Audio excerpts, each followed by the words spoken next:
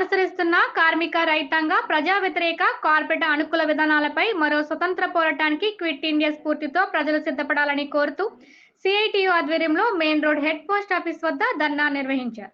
ఈ కార్యక్రమంలో సిఐటియు జిల్లా అధ్యక్షులు దువ్వా శేషబాబుజీ, ప్రధాన కార్యదర్శి చెక్కల రాజ్ కుమార్, కోశాధికారి రమణ మాట్లాడుతూ 10 ఏళ్ల కాలంలో మోడీ అనుసరించిన కార్పొరేట్ అనుకూల విధానాలు భారతదేశంలో పేదరికం, నిరుద్యోగం పెద్ద ఎత్తున పెరిగిందని, అసమానతలు విపరీతంగా పెరిగి ప్రజల ఆదాయాలు పడిపోయాయని, రైతుల ఆత్మహత్యలు రెట్టింపయ్యని వారు విమర్శించారు.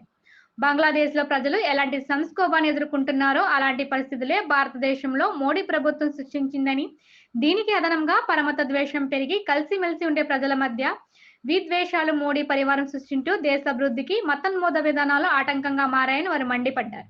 ఈ కార్యక్రమంలో సిఐటియు జిల్లా సహాయ కార్యదర్శి చంద్రమల్ల పద్మ, నగర co convener Palivela Veerababu, rural convener T Raja Chandrarao, జిల్లా వర్కింగ్ కమిటీ సభ్యులు మేడిశెట్టి వెంకటరమణ, మెడికల్ రిప్స్ సంఘం రాష్ట్ర ప్రధాన కార్యదర్శి చీఫ్ కుల వెంకట్రావు, నగర అధ్యక్షులు స్వామి, జీజీహెచ్ శానిటేషన్ సంఘం అధ్యక్షులు విజయ్ కుమార్, ర్యాక్ సిరామిక్స్ ఉద్యోగులు చంద్రశేఖర్, గంగాధర్, శివప్రసాద్, రాణి తదితరులు. 1942 సంవత్సరంలో ఆగస్టు 9వ తారీఖుని క్విట్ ఇండియా అనే పిలుపును మహాత్మా గాంధీ ఇచ్చారు. బ్రిటిష్ వాళ్ళని ఈ దేశం నుంచి వెళ్ళిపోమని చెప్పి. ఇప్పుడు మేము పిలుపు ఏంటంటే కార్పొరేట్ కంపెనీలకి పిలిపిస్తున్నాం, మీరు బయటికి పుట్టరా బాబు అని చెప్పి ఈ దేశాన్ని, దేశ ప్రజల్ని, మూలుగుల్ని పీల్చివేస్తూ ఉన్నారు. వాళ్ళ అడుగుజాడల్లో మోడీ నడుస్తున్నారు. ఆ మోడీతోటి చంద్రబాబు నాయుడు, జనసేన జతకట్టి తిరుగుతూ ఉన్నారు. దేశవ్యాప్తంగా 18 లక్షల ప్రభుత్వ ఉద్యోగాల పోస్టులు ఖాళీ ఉన్నాయి. వాటిని నింపాలని కోరుతున్నాం. ఏటికి ఏడాది జిఎస్టీ పన్ను పెంచుకుంటూ పోతూ ఉన్నారు. కార్పొరేట్ కంపెనీలు 6 లక్షల కోట్ల రూపాయలు జిఎస్టీ పన్ను బకాయి ఉంటే ఇంతవరకు వాళ్ళని అడిగే ధైర్యం కూడా ఈ గవర్నమెంట్కి లేదు. అందుకని వీటన్నిటికీ వ్యతిరేకంగా ఫైట్ ఇస్తున్నాం. ఒక్కొక్క ఎమ్మెల్యే 2 లక్షల రూపాయల వేతనం తీసుకుంటున్నాడు. ఒక్క 25,000 కనీస వేతనం కార్మికులకి ఇవ్వమంటే స్టోరీలు చెప్తూ ఉన్నారు. ఇదివరకు చెత్త పన్ను ఉండేసింది ఏపీ స్టేట్లో, దాన్ని చంద్రబాబు నాయుడు గారు ఆపించేశారు.